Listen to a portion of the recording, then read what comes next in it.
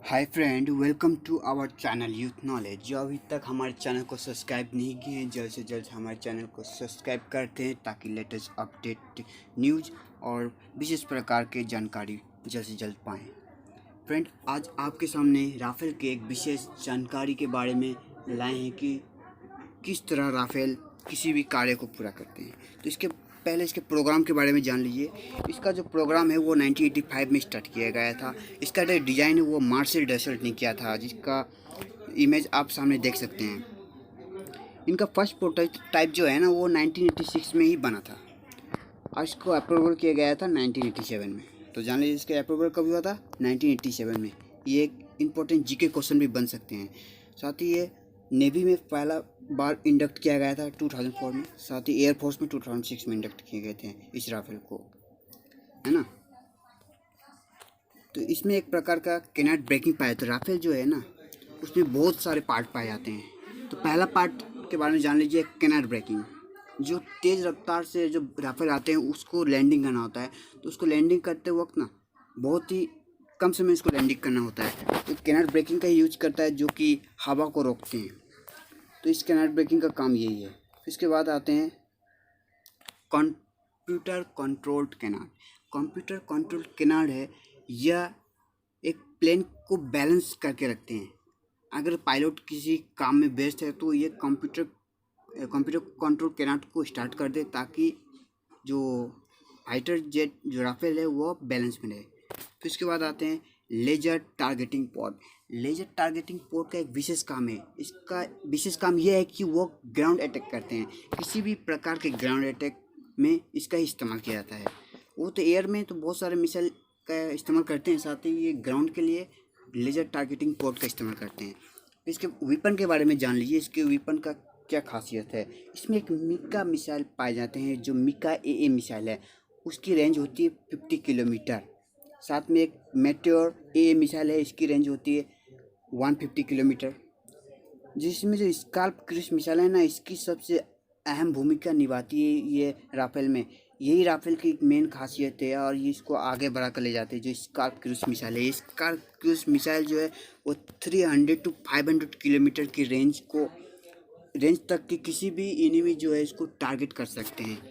समझ लिए कि लोग LOC को बिना पार किए उस पार पाकिस्तान को उस पर किसी एनिमी को ये इंडिया में रहकर ही टारगेट में ला सकते हैं। उसका laser and GPS guide bomb, ये एक प्रकार का बॉम्ब है जो कि राफेल में उपस्थित रहते हैं। इसे 10 किलोमीटर के रेंज से इसका इस्तेमाल किया जाता है। इसका एक्जोसेट एंटी शिप मिसाइल इसका शिप में रखकर किया जाता है।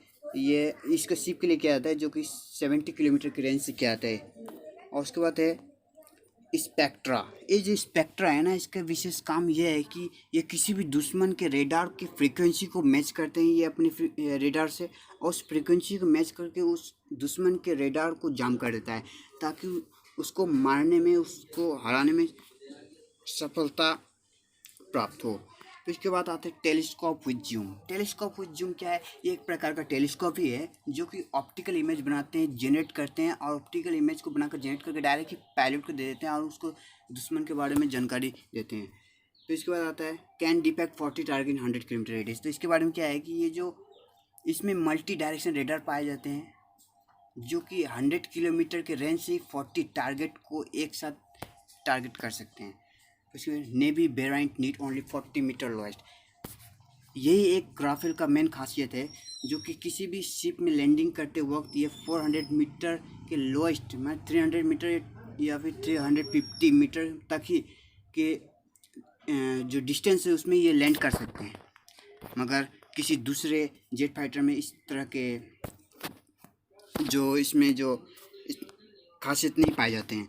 उसके बाद इसका वर्जन क्या है जान लीजिए। राफेल बहुत प्रकार के होते हैं, जिसको सिर्फ राफेल ही बहुत सारे लोग कहते हैं, मगर राफेल बी होते हैं, राफेल सी होते हैं, राफेल एम होते हैं। राफेल बी की क्या खासियत है? राफेल बी है जो उसमें 2 सीटर एयरफोर्स होते हैं, उसमें पायलट 2 बैठ सकते हैं। राफेल सी होते हैं, इसमें सिंगल सीट होते हैं, इसमें सिर्फ एक ही पायलट रह सकते हैं। फिर राफेल एम फॉर नेवी के लिए, इसे नेवी के लिए यूज़ किया जाता है। इसके सीट की इसकी हिसाब नहीं होती मगर इसके नेवी में यूज किया जाता है। राफेल एम को विशेषकर राफेल एम को ही नेवी में यूज किया जाता है। तो जान लीजिए, अगर किसी जीके क्वेश्चन में आ सके कि नेवी में किस राफेल को यूज किया जाता है तो Rafale M, Rafale B, Rafale C, तो इसका आंसर है राफेल एम।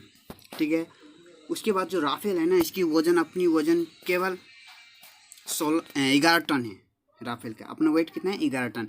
मगर जब इसमें मिसाइल का सेट किया जाता है, मिसाइल को सेट करने के बाद इसका 16 टन वज़न हो जाते हैं।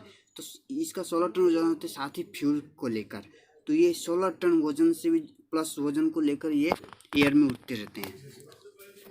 तो इसके बारे में है। साथ ही द ओमनी रोल फाइटर, इसका रोल फाइटर क्या है, इसका खासियत क्या है, कहाँ कहाँ ये अपने रोल निभा सकते हैं? एयर स्पेक्ट्रोलिटी, रिकॉनेसेंस, बॉम्बिंग में इसका इस्तेमाल किया जाता है। स्ट्रेटेजिक बॉम्बिंग में भी, मिसाइल फायरिंग भी, ये विशेष प्रकार के इसमें मिसाइल फायरिंग के लिए इसकी विशेष खासियत है। स्ट्राइक फाइटर भी है, न्यूक्लियर का भी, ये न्यूक्लियर लेकर भी ये उड़ते हैं। साथ ही नेवल ऑपरेशन भी इसमें पाए जाते हैं। तो जान लीजिए, यही रहा आज का राफेल के बारे में विशेष अपडेट। तो आपने इसे कुछ सीखा हो तो हमारे कमेंट बॉक्स में कमेंट करके ज़रूर बताएं, और सब्सक्राइब भी करें, हमारे चैनल को ज़रूर से ज़रूर सब्सक्राइब करें। Thank you for watching youth knowledge.